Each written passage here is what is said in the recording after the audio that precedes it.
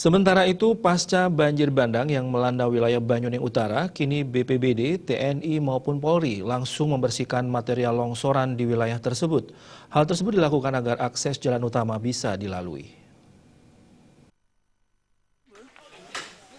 Penanganan bencana di Kabupaten Buleleng minggu kemarin tak hanya dilakukan Badan Penanggulangan Bencana Daerah atau BPBD. Anggota Polri dan TNI juga turun tangan.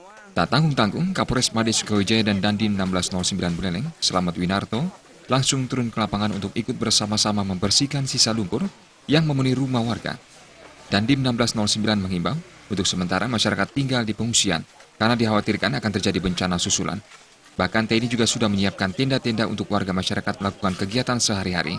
Pasukan yang diterjunkan antara lain Kodim 1609, Raider, Zipur, Satuan Sabara, serta Polsek Kota. Masyarakat yang ada di sini kita himbau untuk tidak menempati rumahnya yang terkena banjir karena antisipasi kemungkinan akan ada banjir susulan, sehingga mereka kita siapkan ada tenda-tenda ataupun kantor desa yang kita gunakan untuk mereka, sambil dari pihak dari desa sendiri bisa mengecek warga yang ada tinggal di sini. Kita di sini hari ini kita kerahkan dari satuan dari Kodim 1609, Koramil 1 Kota, kemudian satuan Raider, kemudian dari Sipur Pak ya, Sipur, sama-sama membantu bergotong royong membenahi salah satu transportasi, yaitu jembatan yang rusak.